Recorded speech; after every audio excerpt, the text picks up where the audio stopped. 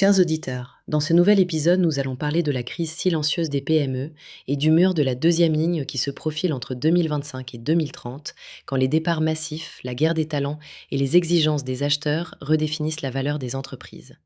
Dans de nombreuses PME, tout semble aller bien tant que le dirigeant est présent. Mais la réalité éclate lorsque ce dernier s'éloigne ou part. Prenons l'exemple d'un groupe de 120 salariés où le directeur commercial décide uniquement avec le dirigeant, la responsable RH manque d'autorité, le directeur d'exploitation n'a pas de KPI et les managers attendent la validation du patron pour tout. Sur le papier, tout va bien. Dans les faits, l'entreprise repose sur un seul cerveau. Cette dynamique est devenue l'un des principaux risques pour la valorisation et pour la transmission. Entre 2025 et 2028, des signaux clairs apparaissent.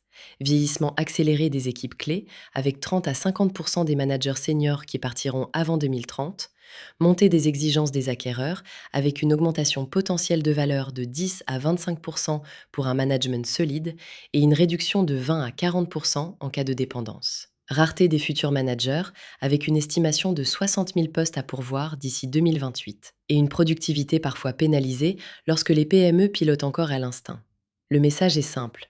L'absence de deuxième ligne n'est plus un retard, c'est un risque stratégique majeur. Pour y remédier, commencez par vous regarder comme un acquéreur. Si vous étiez investisseur, seriez-vous rassuré par la solidité de votre équipe intermédiaire? Ensuite, structurez pour réduire la dépendance. Formalisez 5 à 7 processus clés, établissez des rituels de pilotage, déléguez les indicateurs, clarifiez les rôles et opérez un transfert progressif des responsabilités. Documentez les fonctions clés et professionnalisez la gouvernance, même à bas bruit.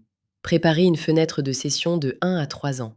Identifiez les postes critiques, cartographiez les risques humains, mettez en place un plan de succession et consolidez la gouvernance. Le moment venu, l'entreprise solide apparaît comme un actif désirable, lisible et transmissible. Chez Skate nous accompagnons les dirigeants pour structurer leur organisation et rendre leur société réellement désirable aux yeux des acheteurs. Si vous souhaitez échanger sur votre cas, contactez-nous, partagez cet épisode et abonnez-vous pour les prochains conseils.